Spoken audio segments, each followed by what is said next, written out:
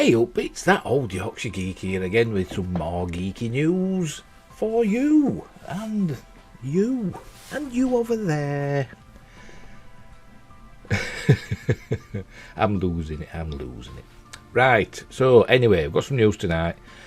Bit of Star Trek news and some gaming news for the change. News about new games. Well, a new game and an old game that's had some sort of patch. And what else? And a bit of and some other news. You'll see. So we'll kick straight off. Hang on, we'll get his window up. There it is. There we go. First up, Star Trek. Patrick Stewart teases Jean-Luc romance in Picard Season 2. Patrick Stewart alludes to a new relationship for Jean-Luc Picard, saying that it'll be different from anything previously explored in Star Trek. And there he is, looking apologetic. Oh, I'm so sorry. Oh, Dayton, your beautiful face. Oh, it was awful, wasn't it? Anyway, Patrick Stewart is teasing a possible romance for Jean-Luc in the upcoming second season of Star Trek Picard. The series was launched in 2020 as part of co-creator Alex Kurtzman's expanded universe for the beloved franchise. Yes, the franchise is beloved, but Alex Kurtzman's contribution to it is not. And is the second Trek show to be produced by Paramount Plus. Since its premiere, Picard has aimed to differentiate itself from the rest of the franchise and has pleased audiences with the return of Patrick Stewart. And I can see a big massive blob on my glasses. Excuse me just while I clean my glasses. I could edit this out, I might do, I might not, we'll see. You're going to see me without my glasses. Look out, I'll be like laser beams and stuff. Big block. Should have sorted this before, shouldn't I? I should have done this before, but I didn't notice the big blob of something. Could be toothpaste, because I brushed my teeth before I started. Not that it makes much difference with my wooden pegs. Right, is that better? Is that better? Can I see right now? Right. Where were we? There.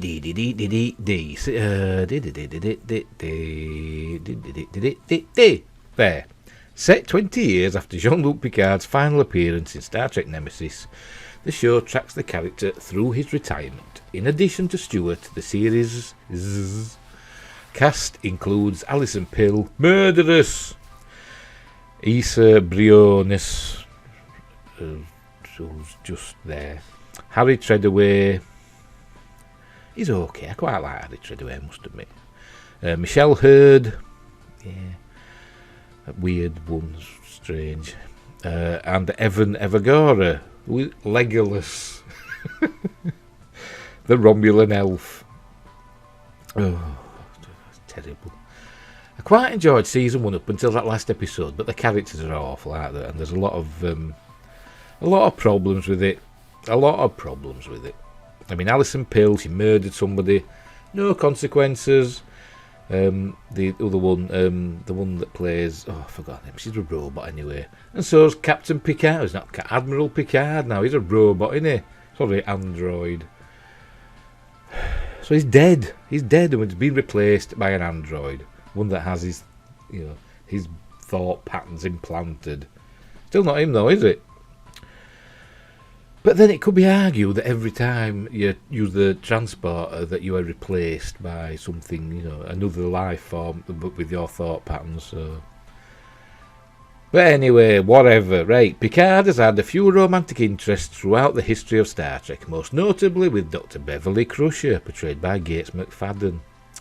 Fans had been intrigued by the evolving relationship between the two, which made McFadden's absence from Picard and the ambiguity surrounding the pair's status noticeable to many.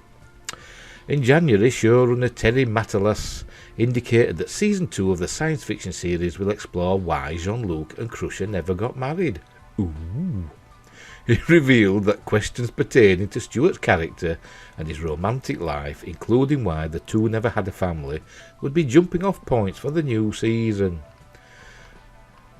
Why didn't they do it in Season 1?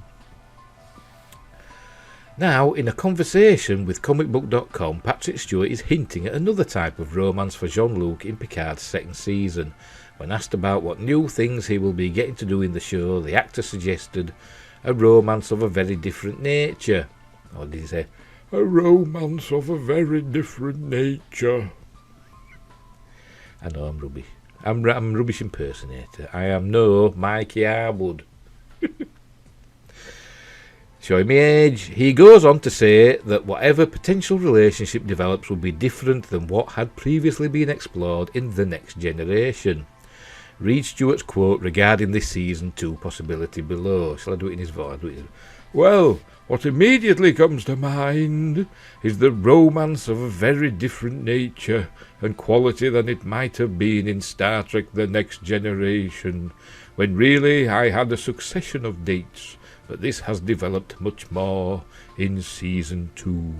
I know I don't sound much like it, but that's what he sounds like in Picard, doesn't it? I mean, Patrick Stewart and Picard of The Next Generation and the movies was had a booming voice, didn't he? Because he's,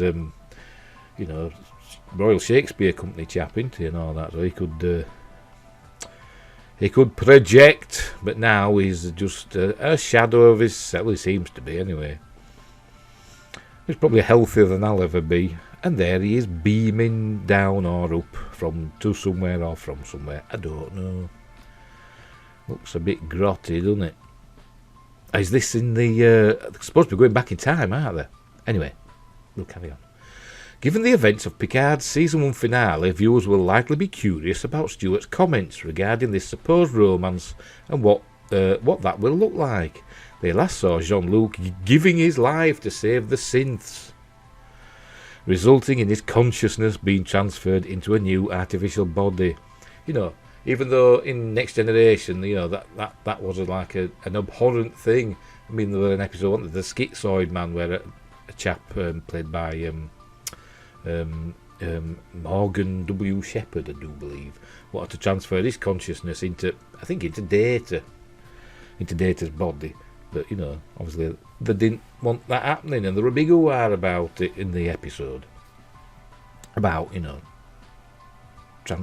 transferring a human mind into an android form, but it didn't stop him, did it? Anyway, it is yet to be seen how much this new body is like his original one. Well, it's supposed to be exactly the same, isn't it? It's even going to live as long. Oh God, I hated it. It's horrible, stupid. And if that will lead to any deeper relations with the synths, Stewart could also be hinting that whatever romance ensues will be more definite and serious than that of his with Crusher and others. Is it going to be kind and said it goes beyond family and beyond friendship? I've always wondered what that means. Anyway, while there are still a number of questions surrounding Season 2, its trailer alludes to Picard's exploration of time travel, another aspect of the story that could certainly have an impact on any future relationships for Jean-Luc. With nearly 2 years in between seasons, fans have got to be excited about the series' return. And perhaps there will be more surprises other than a new romantic interest. They can look forward to finding out just what Patrick Stewart is teasing when the new season of Star Trek Picard hits Paramount Plus next month, and that's that. I'm hoping Season 2 is going to be better than Season 1. I did quite enjoy Season 1 up to the last episode. I mean, it had its problems, and there were eye rolls aplenty. But we're okay-ish up to the last episode, which was absolutely diabolically bad. It was awful. Terrible. But Season 2, I'm hoping is going to be better. Because they've got Q in it, and maybe he'll go, and there'll be a flash, and Picard will be a real boy once more. But we'll see. We'll see. And Doug Drexler, you know, the production designer chappie and all that, for Next Generation and stuff like that. And I think did Babylon 5 as well. He's on board for Season 2, and he's saying it's good, so we shall have to wait and see. Not really long to wait. Right, so anyway. But yeah, that's Season 1. Oh, and when he put on a French accent. I mean, he is French, playing a French character, so he puts on a, like a faux French accent with his eye patch. Oh God! Oh, I felt sick in my throat like that. Oh, it were awful. It were awful. You know, yeah, it were awful all the way through. I think I kidded myself that I quite enjoyed it up to the last episode, but no, it was terrible all the way through. Even when 7 and 9 appeared. Even then, because even she did things that were unbelievably non-Trek. Murdering people. A lot of murdering going on, basically, for Star Trek. Anyway, right, next up, bit of Star Wars news. It's not exactly new, but it's to do with Rogue One. The Rogue One, a Star Wars story vinyl soundtrack includes unreleased music. I didn't even know they did them on vinyl anymore. I know they still do vinyl records, but I didn't know they were releasing the Star Wars soundtracks on vinyl. Still, but there we go. Obviously they are. With Rogue One, the Star Wars franchise made an interesting departure from its roots.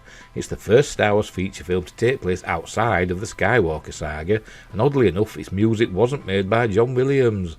Instead, Michael Giacchino composed the Rogue One soundtrack, which you can now purchase on glorious vinyl. And he did quite well, I think. I love Rogue One. It's my favourite of... Actually, it might be my favourite Star Wars film. Heresy, I know, but it's just a really good film, apart from Bore Gullet. But the rest of it, I really enjoyed it. I thought it was great. And the space battle at the end is amazing. It could even be better. Yes, it is. It's better even than the Return of the Jedi space battle. There, I said it. Oh, pardon me. Pop, you see. Pop. I'll have another. Oh, cracky.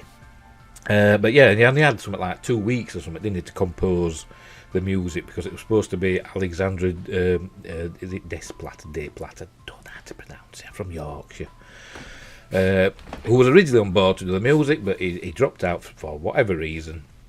And Michael Giacchino was parachuted in to save the day, and he did a really good job, even though the theme does sound a lot like Star Crash.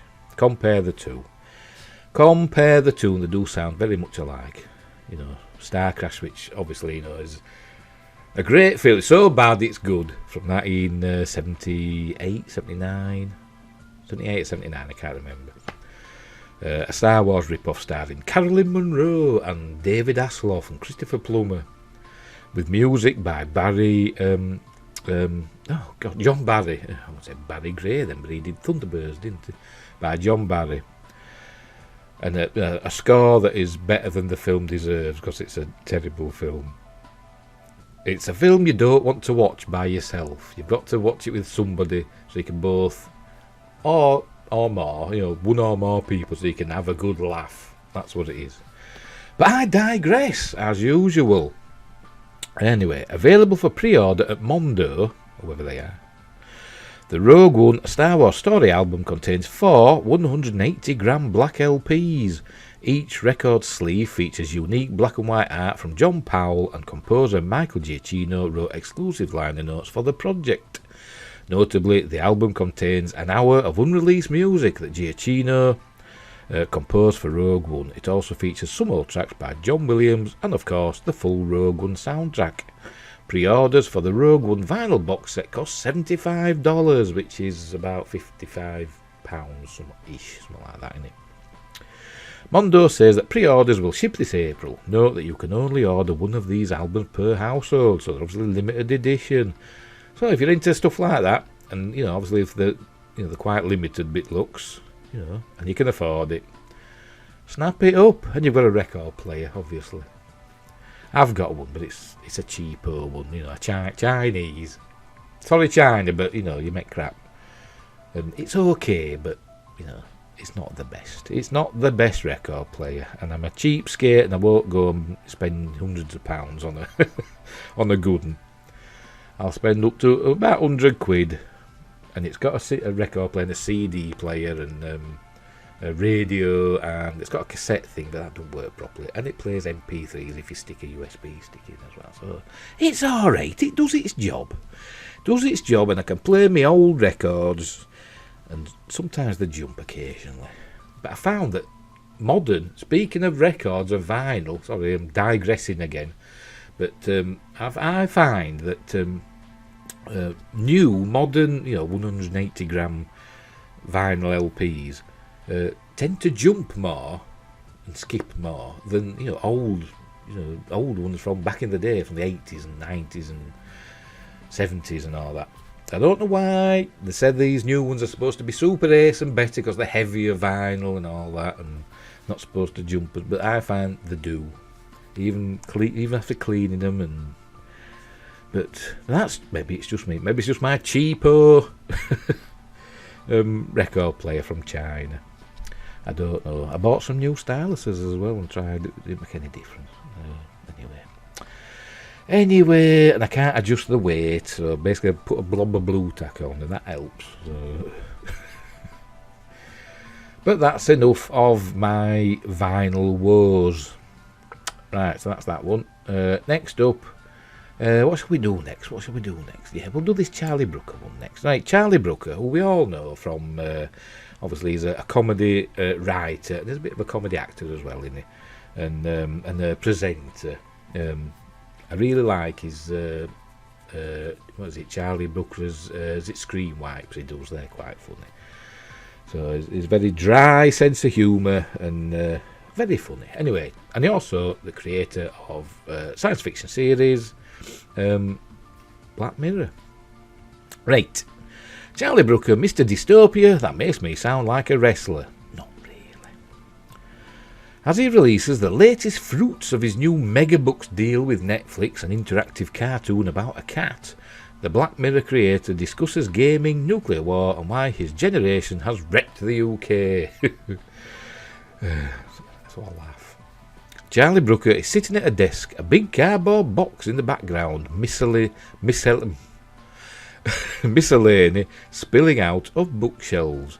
What you can't see, he says, since we're on Zoom, is all the shit all over my desk. I'm shambolic. I know what he means. You can't see my desk, but it's covered in... It's got me pop. I've got a pencil sharpener there that's probably just made it go boing, boing, boing, boing. I've got a torch. Pencils. Old batteries that I won't throw away because I always think they'll do for the remotes. I don't know what they've come from. That's a stylus for me graphics tablet, which I never use. An eraser, a Sharpie, my mouse. We've got some earphones, an empty CD box. What else we got? I think that's a USB wireless dongle, which I've never used. It came with my computer and I've never used it. And loads of other, basically crap. A cable tie off something. I don't know. I don't throw them away because they might come in. So there you go. A little peek behind the curtain. Anyway, I bet his is tidier than mine. I bet it's not as dusty as mine either. Because I'm a slob. Right, anyway. He got his first gig doing a comic strip when he was 15 for 80 quid a week. A quid is a pound. For our international audience, he dropped out of Westminster University as the only dissertation he wanted to write was on video games and scrambled into a career in journalism. There was no planning. I wasn't somebody who was out hustling via working in a shop and writing video game reviews. He shifted via Screenwipe, Gameswipe, Newswipe and Weekly Wipe into screenwriting and achieved astonishing success with the anthology series Black Mirror.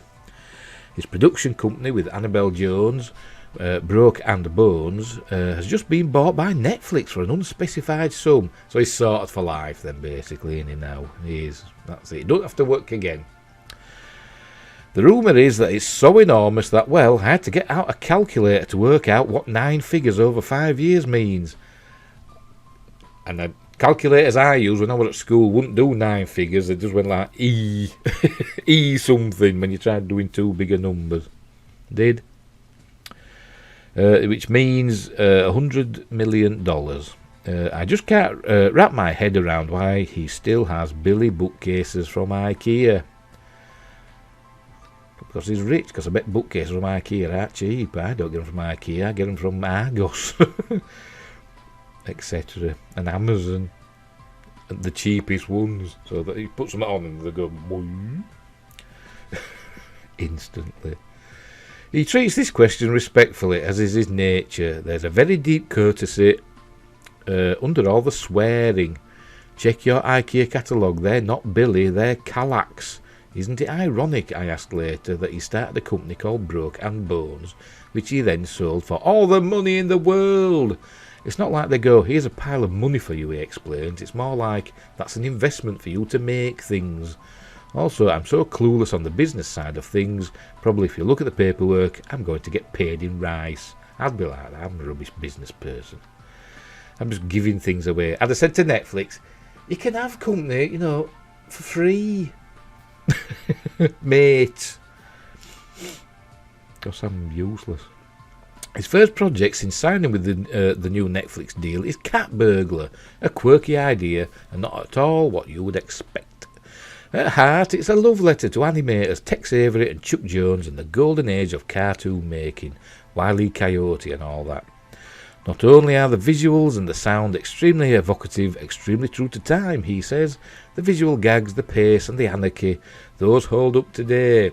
You get hit by a broom, you smash into a door, and your skin falls off or whatever. They tend to be quite physical and brutal. They're not really about dialogue. And they're amazing. When I was a kid, they tried banning, is it Tom and Jerry? Was it Mary Whitehouse or something like that? Tried banning Tom and Jerry because she said they were too violent for kids. Unbelievable. So, anyway, a cat is trying to break into a museum for a priceless artwork, and a dopey dog is trying to stop him, except there's a twist. Every few minutes, questions will flash up that you have to answer with your remote, almost like a pub trivia quiz machine, he says. It might be words you'd associate with the 90s, or which film won the Oscar. Getting them right or wrong affects the outcome, so you're controlling the look of the character rather than the decisions they're making, if that makes any sense. So it's a bit like, they did a similar thing, didn't they, with Bandersnatch, his Black Mirror Bandersnatch thing on Netflix. That was a multiple choice thing, wasn't it? To affect the outcome. I think I did it a couple of times and then I can't be bothered doing it again. It takes about 15 minutes to get to the end, but you can cycle through hundreds of possible permutations. It's a curious experiment, he says dispassionately, and I can't quite work out how it will be received. It's not aimed at children, although the idea was it's not necessarily massively off-putting to children. You'll never hear him do a hard sell, even about a show he's actively selling. He's a lab boffin. It might work, it might not. Tone. An experimenter at the frontiers of telly. Is it a game? Is it a show? Would it work better on a console? Brooker has been interested in interactivity for ages. I was just seeing who this one is. That's Charlie Brooker. I have no idea who that is. What does it say? Brooker reporting from the Glastonbury Festival for The Guardian in 2007 with, is that Aisling Horgan Wallace from Big Brother 7? Well, that says it all. That's why I don't know who it is. Brooker has been interested in interactivity for ages. Ooh, if there's a message to the viewer in Cat Burglar, he says it's, you do your bit, mate, don't just sit there. His first foray was Black Mirror Bandersnatch, as I just mentioned, in 2018. Also for Netflix. This was where he discovered that he could work with the platform without it sticking its oar in. That was their first big interactive drama. It was an expensive proposition, risky, difficult. They wrote loads of code to make it work. Looking back, why didn't they want something like a Bond movie? This was very niche. It's about someone writing a game in his head on a spectrum. The biggest set piece was him walking into W.H. Smith in 1984. It would have been easy for Netflix to say, could you set this in America, make it a Tandy computer, make it more like War Games starring Matthew Broderick? Can it be a bit more glamorous? There was none of that. Bandersnatch is incredibly atmospheric, haunting even. From a technical point of view, I was satisfied, Brooker says. again quite dispassionately, but originally he wanted it to be like an escape room with a puzzle at the centre which the viewer would solve by repeatedly failing, each failure delivering another digit in a phone number. The problem was, and this is a damning indictment of humankind, people couldn't remember a 5-digit number for more than 5 seconds, so we had to take that out. Yeah, I can't remember stuff. Which basically meant that you weren't quite sure when it had finished. I mean, I'd have to write it down because I'm hopeless at remembering stuff. Like names! He takes gaming incredibly seriously. Still plays massive 55-hour games, hates the word gamer. It's infantilising, isn't it? You wouldn't call yourself a filmer. And is always just bewildered by the skill and intelligence that's gone into a game. The underpinning philosophy of gaming seems to have permeated his approach to life. Try everything. Failure is at least half the point, and maybe the most interesting half. Oh God, I wrote that wrong. I read that wrong, didn't I? We'll start again, and I'll not edit to show how useless I am at this reading lark. Right. The underpinning philosophy of gaming seems to have permeated his approach to life. Try everything. Failure is at least half of the point, and maybe the most interesting half. It's a cute paradox that this attitude has begat a huge amount of success that he tends to shrug off. I have a strange attitude to success, he says. It's like going to an award ceremony. If you don't win, it's a bit of a waste of an evening. If you win, it's nice, but it's also sort of meaningless. He's like an inverted Samuel Beckett. Ever tried? Ever succeeded? No matter, try again. Succeed again. Succeed better. And there he is getting some sort of award. Don't know what it is. Let's see what it says there. Emmys. They're getting Emmys for Black Mirror Bandersnatch. That's what it says there. See, I didn't even know what an Emmy looked like. And now I do. There you go. Before he was Mr. Interactive, Charlie Brooker was Mr. Dystopia, creating disturbing, prescient vistas of the very near future. What if the Prime Minister had to have sex with a pig live on air? Yeah, that was very prescient, wasn't it? Because it turned out our past Prime Minister did have sex with a pig's head anyway, but not live on air. Maybe there is footage of it somewhere. Anyway, that's me. Little red dot appears now.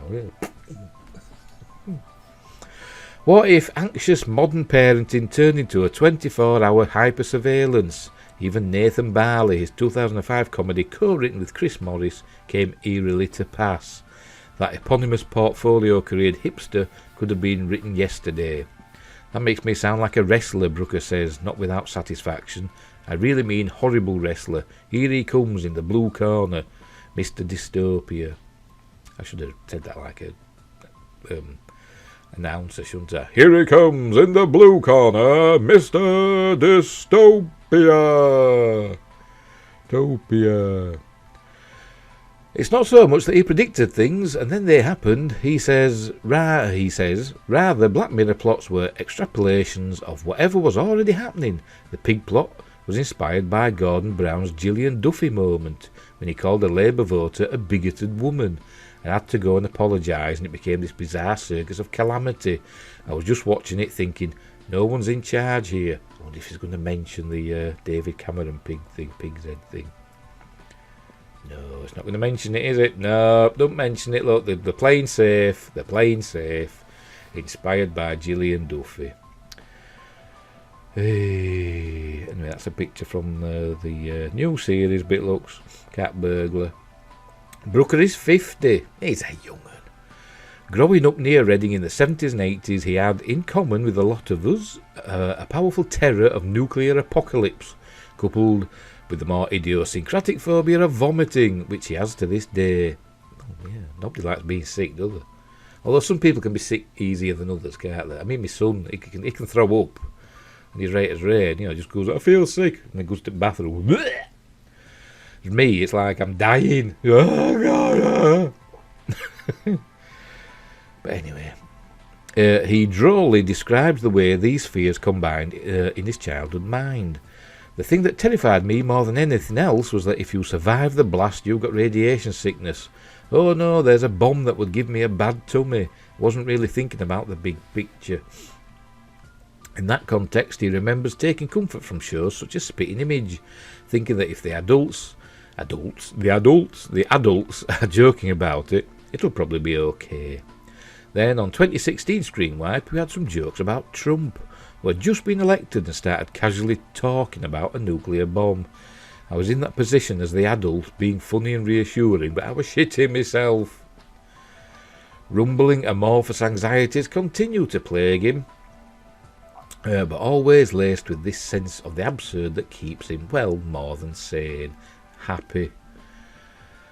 In the UK, because I've been known for writing acerbic columns and comedies, people know that I'm not taking myself that seriously. Then I get to the US and they think I'm the king of dystopia. But still in my head it's all the same stuff. Comedy, horror and sci-fi are such close bedfellows. He's sick of one thing though. The jokes should have stayed on the screen or the page. They should never have migrated to politics. It is bizarre that we've got Keith Lemon running the country. Talking about Boris Johnson, obviously. We've got a shit comedy character running the country, and we let that happen. Our generation let that happen. They are us. They're our peers. Effing hell. An interactive drama in which you can rid politics of ludicrous, empty characters. That I would watch or play forever. Catburger's on Netflix from 22nd of February, which is tomorrow. Didn't even know today's date. I had to check. Don't read that bit because that's Guardian asking for money. So there we go. Very interesting. I like Charlie Brooker. That's why I decided to read that. I think he's very funny. I think he is jolly funny. And I like Black Mirror, and I like his Screen Wipe. And I like they did a one-off called Games Wipe, which was about gaming. It was about 10 years ago now, but that was very interesting. You know, he's got other people on as well, like Dara O'Brien, you know, talking about their gaming woes. Like, you buy a game, and you get so far in it, and then you can't get any further, and you're stuck. So basically, you know, so you say you get halfway, you can't get any further because you're not good enough, and no matter how much you practice, you still can't get past that, you know, that boss or whatever. And you're thinking, well, I've just wasted, you know, said to get the game were like 50 quid, I've just wasted like 25 quid. That's like me with every game, pretty much, just about. Anyways, there we go. On to the next thing, a Doctor Who thing. Doctor Who producer didn't know if show would be renewed after Jodie Whittaker. Oh, I'll have another drink here. And then we shall continue. Excuse me. Hey, Pepsi Max today. And got me Mercury Rapids cup. Mug. Where were we? Right. Doctor Who executive producer Matt Stevens reveals he wasn't sure the show would be renewed after Chris Chibnall and Jodie Whittaker's departures. Why? Because they ruined it that much. Because they made such a massive hash of the Doctor Who canon. I don't think he's going to say that though. But that's what it'll be. And I bet it was in the back of his mind. Doctor Who's executive producer Matt Stevens has... Oh, by the way, this is on Screen Rant. And all the links will be in the description box below.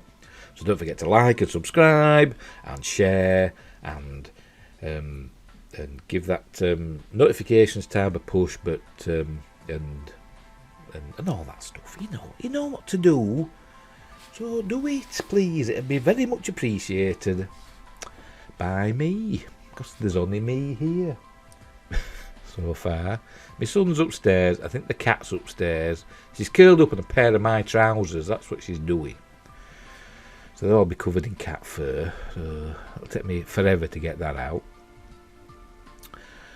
But again, I'm digressing. Right, off we go. Doctor Who's executive producer Matt Stevens has admitted he didn't know that there would be another season of the TV show after Jodie Whittaker's departure.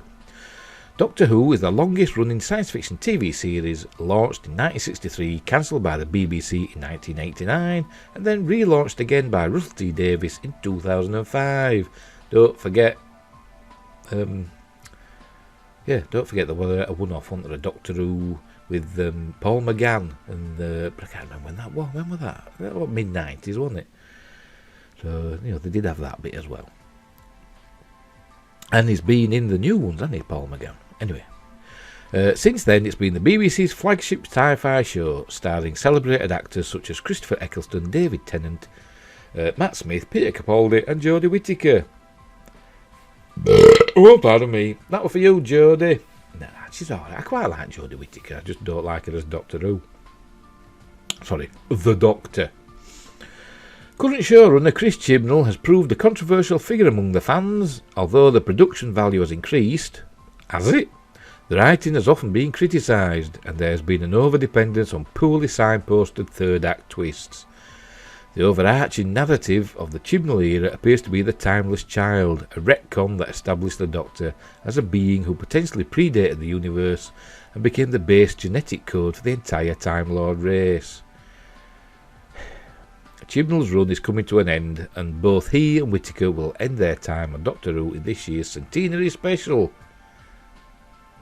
Centenary special? It's not going for 100 years. It's going for 60 years, and is it the 60th anniversary? That's not the centenary, is it? Unbelievable.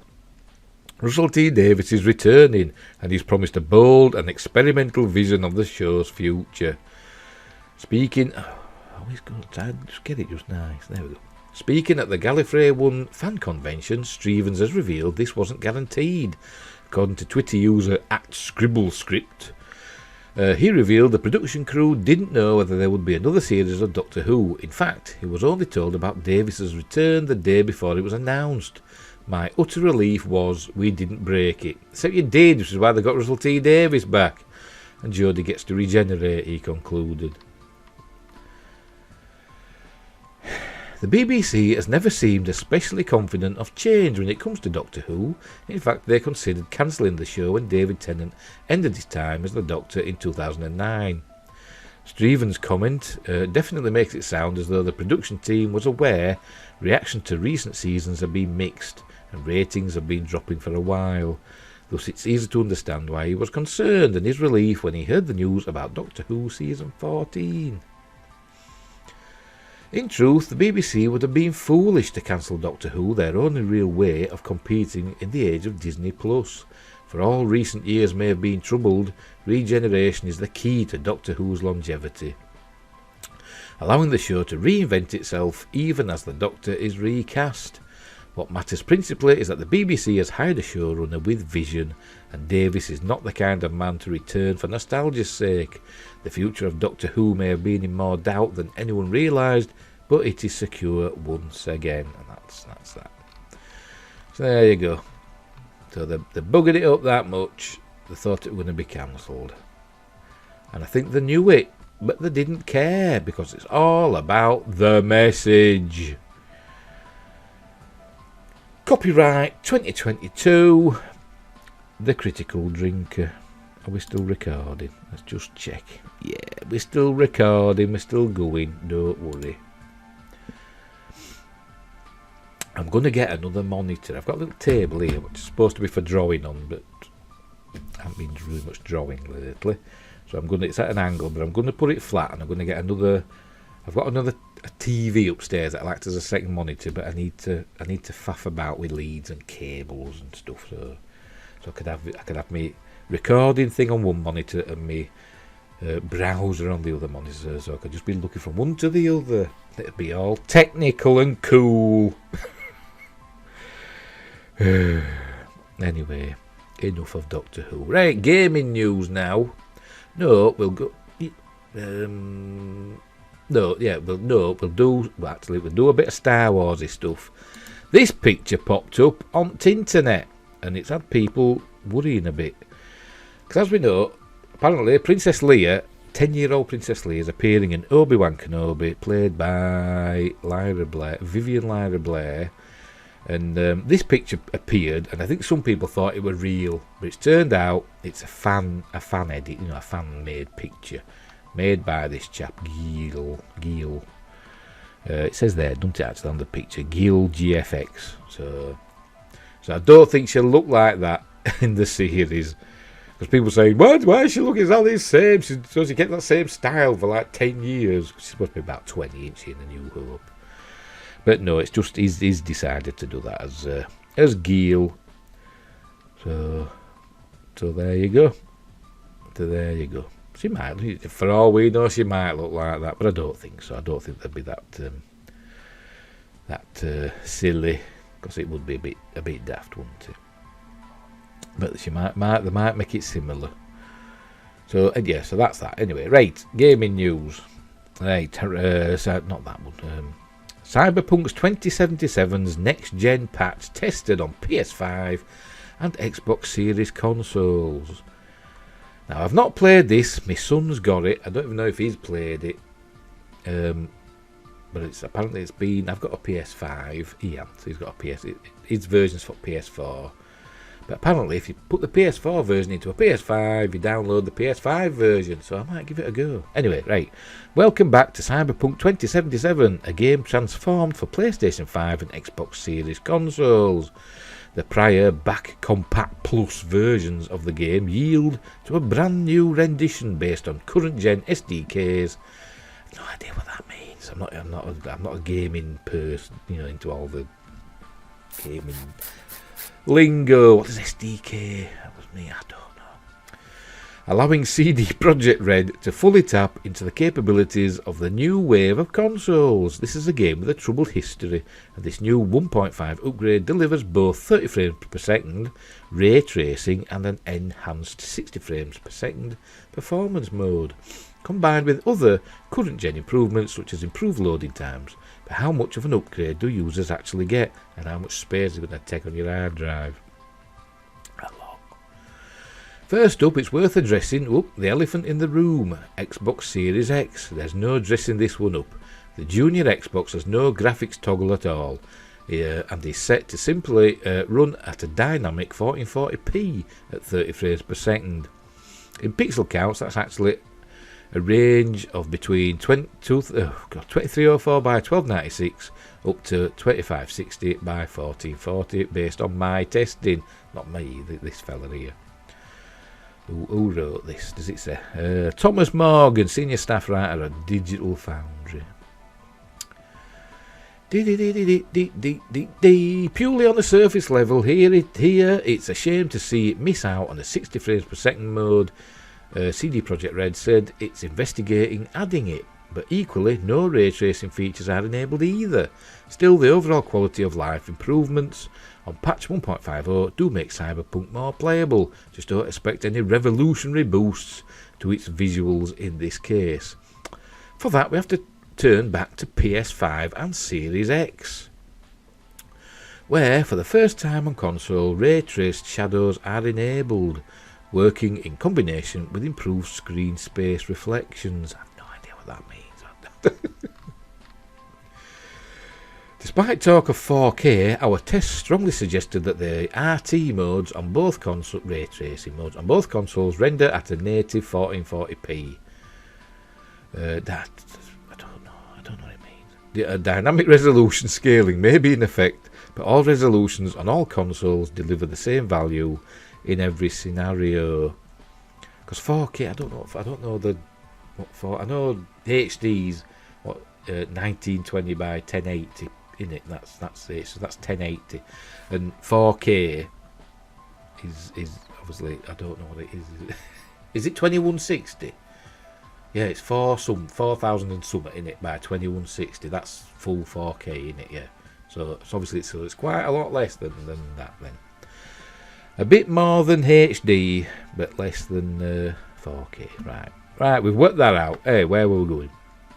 Dynamic resolution scaling may be in effect, but all results on all consoles deliver the same value in every scenario, which raises the question, what does ray tracing actually do? Oh, sorry, I was just thinking of Buzz Lightyear. What does a Space Ranger actually do? He's not a Space Ranger. Outdoors, the impact of ray tracing shadows is fairly muted to the point where even in direct head-to-head comparisons, you may have trouble noticing the difference between the quality and performance modes. Indoors, it's a different ball game where sharp directional lighting can really demonstrate the upgrade.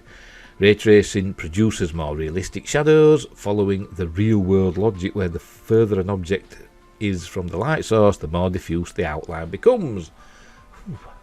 The same goes for vehicle barriers. Small items around V's apartment, and even the pillows on their bed. The effect is often subtle. In select spots, though, shadows fully envelop a scene to create an obviously richer, deeper image. But is the game any good? Is it good to play? Never mind what it looks like. I just... no, it was that one too. Bloody pop-ups. I have to read this. I had to turn off my ad blocker. That's why the bloody adverts appearing. But ray traced shadows are where the upgrades in ray tracing settings end on console. Ray traced reflections look phenomenal in the PC version of the game, though sadly they're not present on PS5 or Series X, while their ambient occlusion method similarly remains the same. Oh, what happened then? Where are we? Where's the same? Something popped up and just threw me all out of kilter. All told then, placing PS5 and Series X in ray tracing mode alongside Series S's standard non-ray tracing presentation are all offering a 1440p 30 outlook. That's 30 frames per second obviously. And all look very similar, with ray tracing only manifesting in an impactful way in select indoor areas. See, he's doing it again, those adverts. Elsewhere, the upgrade is less apparent on Night City streets. Textures, effects and draw distance on geometry are all matched between the three in driving sequences.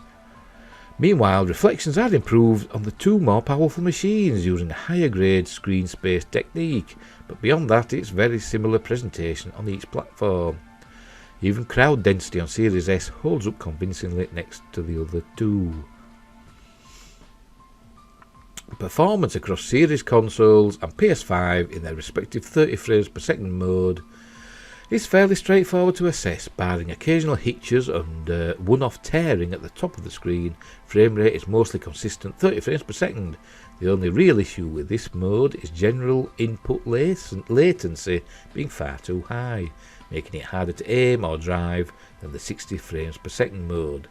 Ultimately, the ray tracing mode does the job. Where is it now?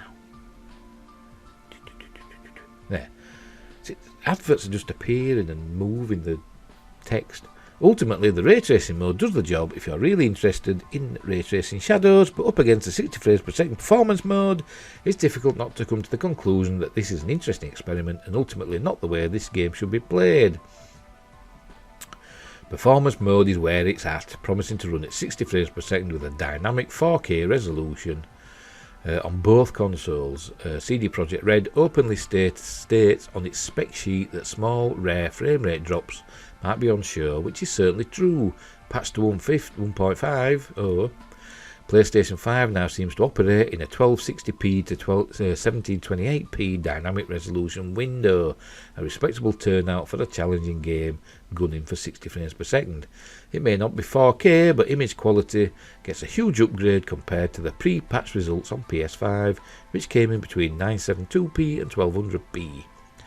Xbox Series X is also dramatically improved with a 1382p to 1782p DRS window looking sharper and cleaner compared to the old version's 1080p to 1296p range. Series X enjoys an overall lead in resolution, but ultimately with CD Projekt Red's temporal anti-aliasing solution in play, it's hard to see much difference between these two consoles. The big takeaway is the comparison with the older versions of the game. This is cleaner, crisper and more impressive overall, and I think we've froze up. It looks like it. I'm hoping it comes back. I do alt, is it alt and tab? I can get to some, no, nothing's at. I'll keep talking, my screen's gone blank. Hopefully it's going to come back on in a second. Hey, I'll have a drink. I'm hoping we're still recording, or there might be a jump. I don't know. There, we're coming back on now, look. Are we still recording? Yes, it says we're still recording. So if you see a jump, it's because my screen froze up and maybe my computer froze up. I don't know. It's come back to Earth for some reason. Unbelievable. Unbelievable. Anyway, where were we? I don't know. I'm not reading all this. Yeah. So basically, they've done a patch of Cyberpunk 2077 and it runs better. And supposedly looks better, a higher resolution on consoles and PC. They always say PC is better, but obviously not on my PC. So I might give it a go. I might ask my lad if I can borrow his game. He'll probably say I want it back, even though he never plays it. But we'll see what happens. Anyway, next up, another bit of more gaming news. Horizon Forbidden West is the second biggest PS5 launch so far on the UK boxed charts. Almost a third of sales were for the PS4 version. Horizon Forbidden West was comfortably the #1 game in the UK boxed charts according to the latest GfK figures. I have no idea what that stands for. Just make sure we're still going. Yeah, we are. We're still going. The game is the second biggest PS5 launch so far, behind popular launch game Spider-Man Miles Morales and just ahead of FIFA 22. I'm going to burp again. Oh, pardon me. Pepsi Max. Like Spider-Man, the New Horizon was released. The New Horizon was released on both PS4 and PS5. 68% of the boxed sales were on PS5, with the remainder on the older PlayStation. Forbidden West's launch sales are down 35% compared with its predecessor 2017's Horizon Zero Dawn. However, this data does not factor in digital sales, and the download market has accelerated significantly in the last 5 years. Digital download data will be released later in the week. Considering the lack of availability of PS5 consoles, we might expect Horizon to rise up and down the charts as more machines become available. It means that Pokemon Legends Arceus falls to #2. Sales down 52% week on week. The Nintendo Switch game was #1 for 3 consecutive weeks and is still the fastest selling game of the year. Not got a Switch, so I wouldn't know. The release of Horizon coincided with more PS5 consoles coming to stores, which has resulted in other PS5 games rising up the charts. Spider-Man Miles Morales is up 15 places to #12 pop pickers after a 90% sales rise week on week. Meanwhile, Ratchet & Clank Rift Apart re-enters the charts at #20. Sorry, tickly nose, gonna have an argument. Just behind Ratchet & Clank is Assassin's Creed The Ezio Collection, which jumps back into the charts at #21 following the release of the Nintendo Switch version of the pack. Elsewhere, a new update to Cyberpunk 2077, which we just talked about, means that the game is now enhanced for PS5 and Xbox Series X and S. As a result, the CD Projekt title rose 271% in sales week on week and re-enters the charts at #23. Because I'm Fluff Freeman. The one other new game in the charts is King of Fighters 15 at #30. The SNK title sold best. What's SNK stand for? Don't know. The SNK title, is that the name of who made it? I don't know. Sold best on PS5, accounted for 53% of sales, with 25% on PS4. Excuse me, and 23% on Xbox. Here's the GfK UK box top 10 for the week ending February 19th, and there it is. It's been good. At #10, it's Just Dance 22. #9, down from #7 last week. It's Mario Party Superstars. I presume that's for the Switch. Staying at #8 is Minecraft for the Switch. At #7, up from #10, up 3 places, is Call of Duty Vanguard. At #6, down 1 from #5, Animal Crossing New Horizons. At #5, down 2 from 3 is FIFA 22.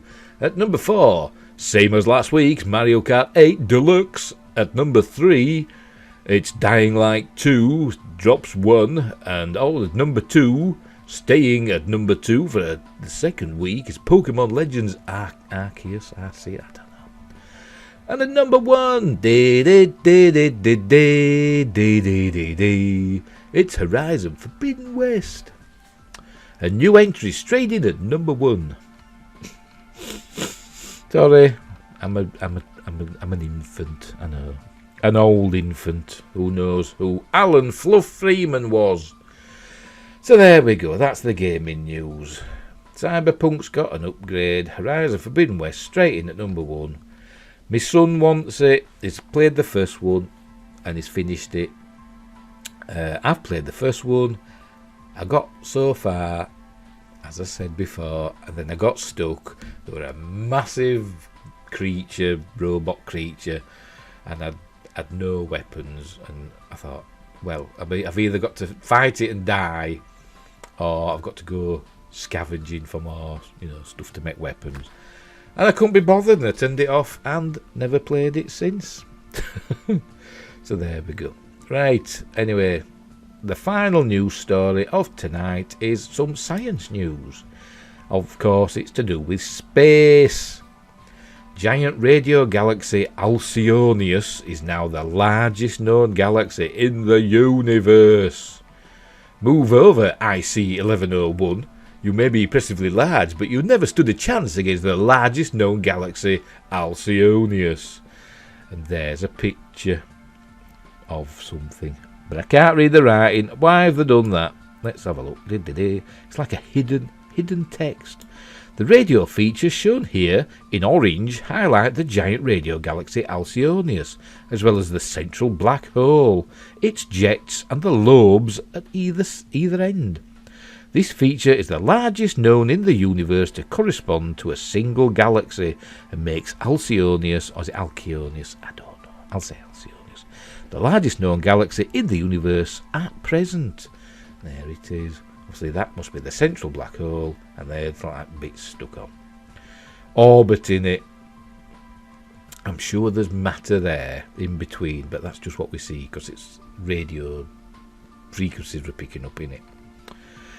Right, key takeaways. Although there are many types of galaxies in the universe, spirals, ellipticals, ring galaxies, irregulars, etc., it's giant radio galaxies that span the largest cosmic distances.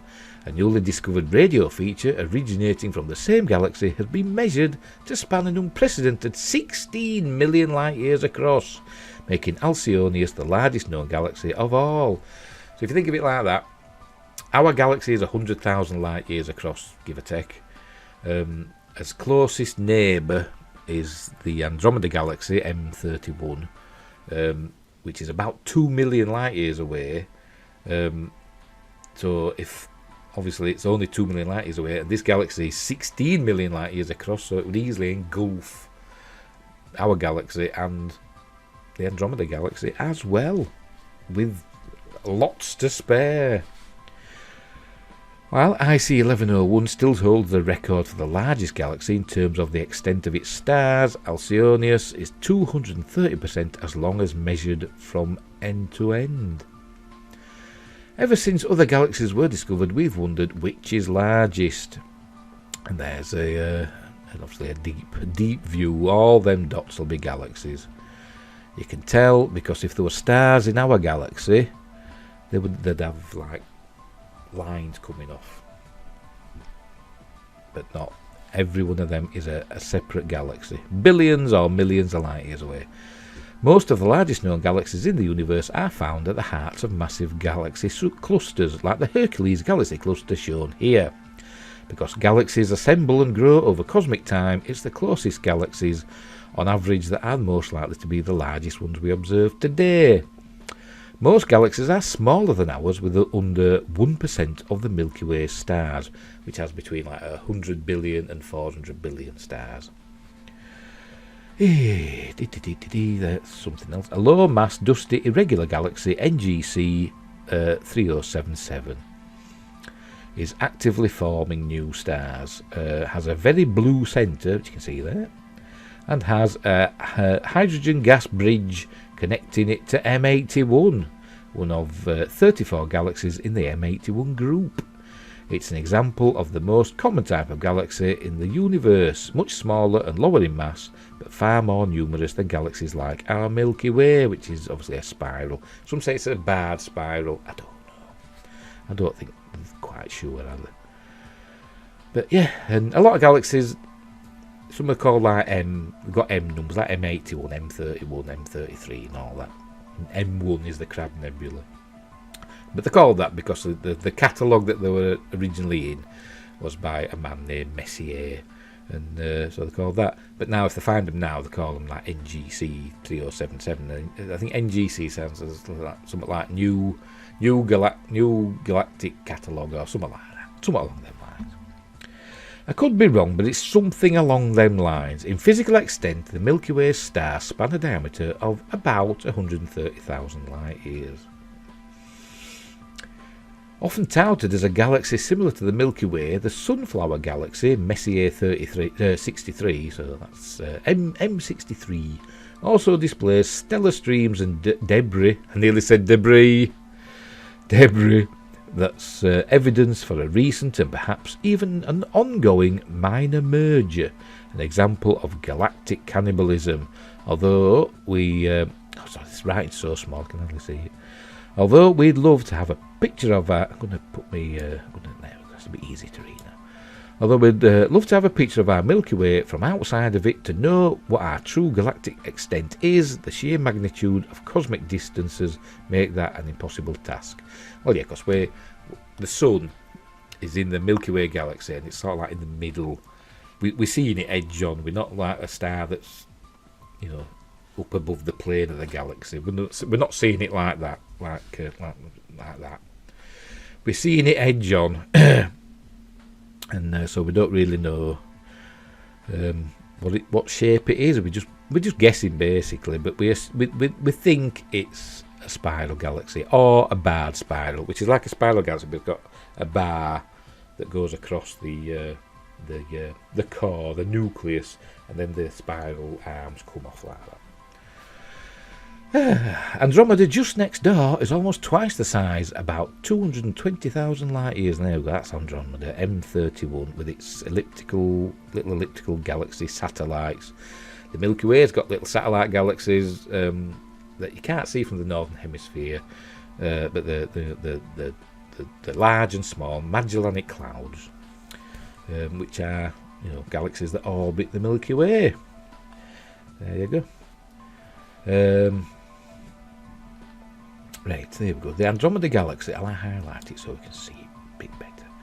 The Andromeda Galaxy M31 is as imaged from a ground-based telescope with multiple filters and reconstructed to show a colorized portrait. Compared to the Milky Way, Andromeda is significantly larger in extent, with a diameter that's approximately 220,000 light years, comparable to double the Milky Way's size. If the Milky Way were shown superimposed atop Andromeda, its stellar disk would end roughly where Andromeda's dust lanes appear darkest.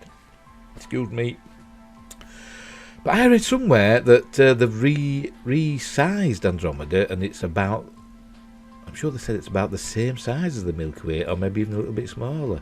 I'm sure I read that recently. I'll have to look that up. Tidally interacting galaxies, however, occupy much grander scales. This looks like disaster going on, doesn't it? This is the Tadpole Galaxy. I don't know what its M number is. I'm sure it'll tell us. I might not have one. But again, all these that you see here, like that and that and that, they're stars in our galaxy. But all the other points of light and blobs, they're all galaxies beyond. Oh, that's a red one. That's a red star in our galaxy. But it just shows you how amazing the universe is. Right, let's have a read of this. I'll highlight it. The Tadpole Galaxy shown here has an enormous tail to it, evidence of tidal interactions. The gas that's stripped out of one galaxy gets stretched into a long, thin strand, which contracts under its own gravity to form stars. The main galactic element itself is comparable to the scale of the Milky Way, but the tidal stream alone is some 280,000 light years long. more than twice as large as our Milky Way's estimated size. There you go, so that's pretty jolly big. So obviously it's another galaxy or something has interacted and pulled that stream of matter away from the tadpole galaxy, and obviously it's happened over billions of years. It didn't just happen like one day. It happened, so they never noticed it happening. But something's going on with that galaxy there. You see it there. There's a spiral galaxy there, and it's got a bit of perturbations there. I wonder what's going on there. And that's I don't know. Or is it that connected to that? I don't know.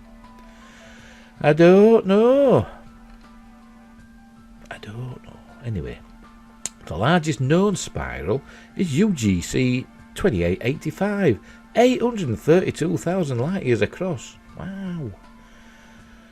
Well, that's a picture of it. Obviously, that's a star in our galaxy. Actually, there's a lot of stars in our galaxy. All these with little X's on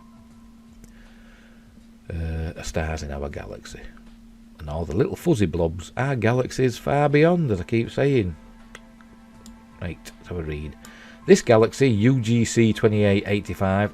I don't know what UGC. It's some galactic catalogue. I don't know what U stands for. Universal. I don't know. Also known as Rubin's Galaxy, is the largest spiral galaxy ever discovered and possess about 10 times as many stars as the Milky Way. UGC 2885 is severely gravitationally disrupted. At an estimated 832,000 light years across, it is arguably the largest known spiral galaxy, although its tidal arms and distorted shape are likely temporary on cosmic timescales. Right, don't know what's going to happen then. Is it going to coalesce into an elliptical galaxy, or is it just going to break apart into multiple irregular galaxies? I don't know. Elliptical galaxies, particularly in cluster cores, achieve superior sizes. There's a cluster of galaxies. It looks like a bit of gravitational lensing going on there, but it looks like it anyway. Maybe not, don't know. The massive galaxy cluster SDSS J1004 plus 4112. It's easy to remember, isn't it? Like many galaxy clusters, is richer than most environments in space in terms of elliptical galaxies, although spirals are present. They are few in number, particularly towards the cluster centre. At the very core of the cluster, the largest galaxy in terms of its stellar extent can be found. Hints of a jet can also be seen to the left of the central largest galaxy. I'll take your word for it. Because I can't see on there. Right. Messier 87, the Virgo Supercluster's largest, spans 980,000 light years across. So is that an elliptical galaxy? Looks like it. Anyway, located approximately 55 million light years from Earth, the galaxy M87 contains an enormous relativistic jet there, as well as outflows that show up in both the radio and X-ray. This optical image showcases a jet. We now know from the Event Horizon telescope that the rotation axis of the black hole points away from Earth, tilted at about 17 degrees. These jets basically they come from black holes. I think so much, and when enough matter falls into a black hole, it basically burps. It has a big massive black hole burp, and it sends out a jet of energy and particles and stuff, and that's what we're seeing there. And then it all starts again. The Phoenix Cluster's brightest central galaxy. How's this going for? So, the Phoenix Cluster's brightest central galaxy measures 2,200,000 light years in size. Wow. Right, here we go. This optical/radio composite of the Phoenix Cluster, so obviously the purple bits are radio data, aren't they? Shows the enormous bright galaxy at its core, spanning 2.2 million light years, which is about the distance from the Milky Way galaxy to the Andromeda Galaxy. It's even larger when measured by its radio emissions. Also not shown are copious levels of X-rays, including filaments and cavities, created by the powerful jets of high-energy particles originating from supermassive black holes within the cluster. There you go. The IC 1101 at Cluster Able 2029 Centre has the largest stellar extent. And I'm presuming that's it. Let's have a read. The giant galaxy Cluster Able 2029 houses galaxy IC 1101 at its core, at 5.5 to 6 million light-years across, over 100 trillion stars, and the mass of nearly a quadrillion suns. It's the largest known galaxy of all by many metrics. It's unfortunately difficult for the universe to make something significantly larger owing to its finite age and the presence of dark energy. So there you go. What's that? 100 trillion stars, and we're all alone, are we? Right, yeah, of course we are. Of course we are. The Earth is the only planet with life. 400 billion stars in our galaxy alone, up to 400 billion. 100 trillion in that galaxy. But we're all alone. With a 6 million light-year diameter, no galaxy stars cover greater length. And there's a picture. That's showing you. I can't hardly read. That's too small. Maybe it explains. Oh, we're going. Composite of galaxies from the smallest to the largest, shown approximately actual size. Not actual size comparably. The giant elliptical galaxy at the heart of Cluster Able 2029 IC 1101 is the largest known galaxy in the universe, at least in terms of stellar extent. It is much the stars, the stars that are in it. That's what it means. It is much larger than the Milky Way or Andromeda or any spiral galaxy, but also towers over even other typical giant ellipticals. And there's, I can't read them. But there's like elliptical galaxies and spiral galaxies and stuff. That's Andromeda there. I can read that. Andromeda there, Milky Way there, and don't know what that says. It's too small for me to read. Beyond the stars, however, galaxies possess matter-rich halos, and that's the Milky Way, and obviously this is something that we're going to read about. Even the Milky Way, a relatively quiet galaxy with a relatively small central supermassive black hole, exhibits giant geysers of charged particles emanating from the galactic centre.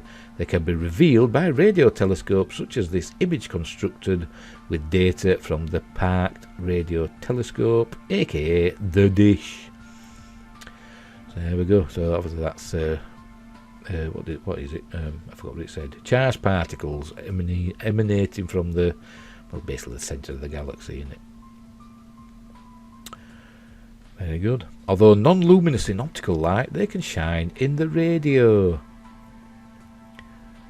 The supermassive black hole at the centre of giant radio galaxy J021659-044920 is active and produces radio lobes on large scales spanning millions of light years, as shown in yellow and red contours. This is massive and impressive, but also typical for giant radio galaxies. I don't know what that arrow's pointing at. Is that the central black hole? It must be. That must be what it's pointing at. Active black holes create jets which excite gas and trigger emissions. There we go. I don't know if that's a real picture. Oh no, it's an illustration. It says there. This illustration of a radio loud quasar that is embedded within a star-forming galaxy gives a close-up look of how giant radio galaxies are expected to merge.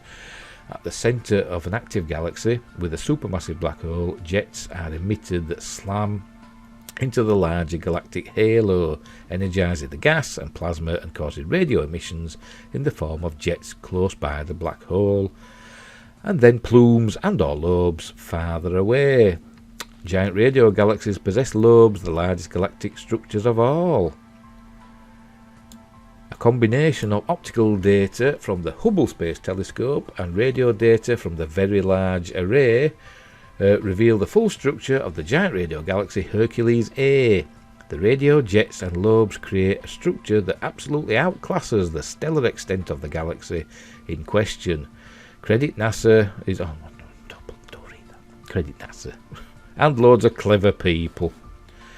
So there we go. So there we go. That's, what did I say? Lobes. There's lobes. And there's the centre.